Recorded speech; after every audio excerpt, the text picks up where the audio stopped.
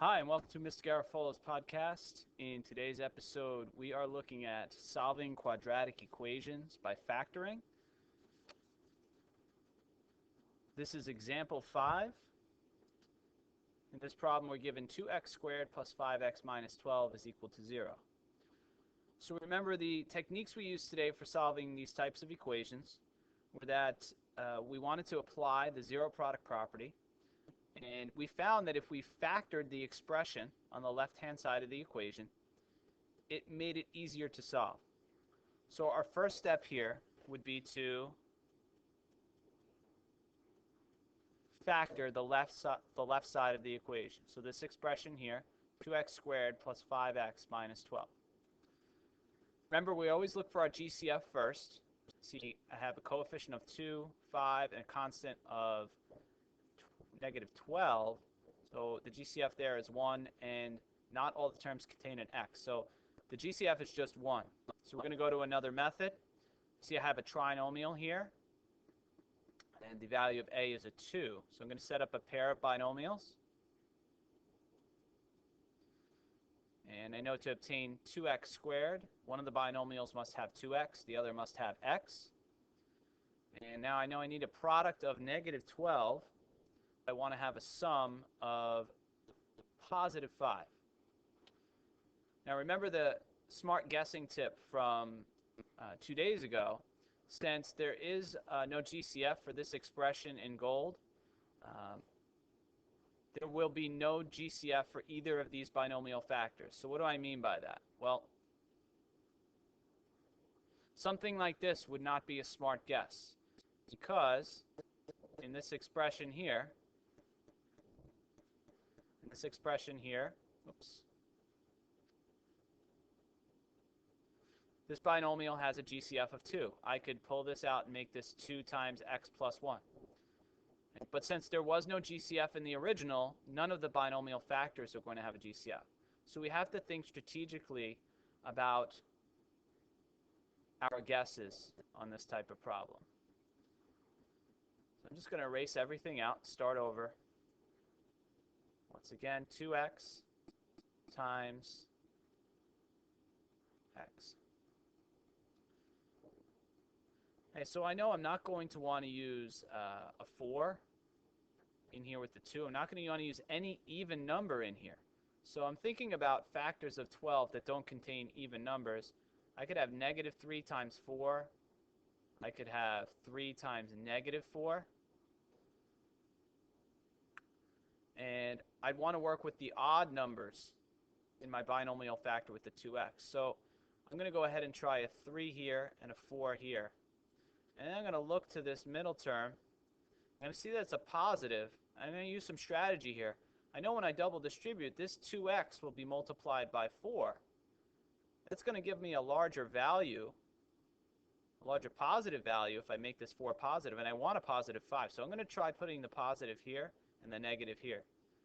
And that way when I double distribute, I have 2x times 4, which would be 8x, and then negative 3 times x would be negative 3x. Combine them to get the middle term, 5x. So we've done step 1. We've factored. So now we have 2x times minus 3 times x plus 4 is equal to 0. So our next step will be to tee it up. By tee it up, we're really applying the zero product property, saying one of these two expressions must be equal to 0 for their product to be 0. So either 2x minus 3 is equal to 0, or x plus 4 is equal to 0. And I like using a t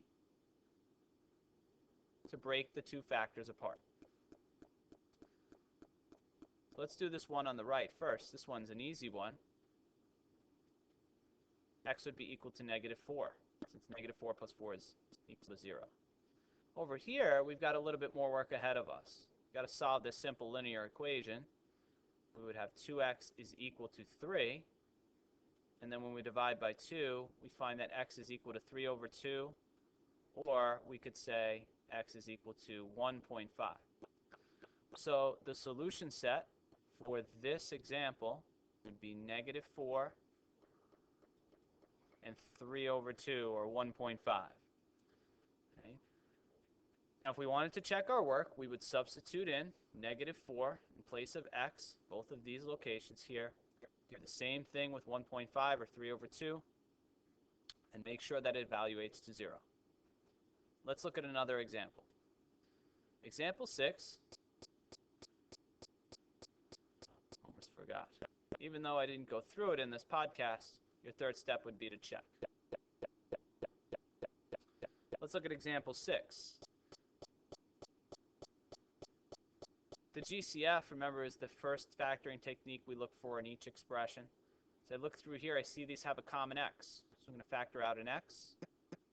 The other factor will be x times 7x minus 1. Since x times 7x is 7x squared, x times -1 would be -1x. So we factored. Now we know that one of those two factors, one or the other, must be equal to 0. So either x equals 0 or 7x minus 1 equals 0. Well, we have a little work ahead of us in this right side of our t. Add 1 to both sides, we get 7x equals 1.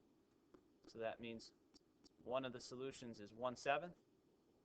The other is 0. So we have 0, comma, 1/7 in our curly braces.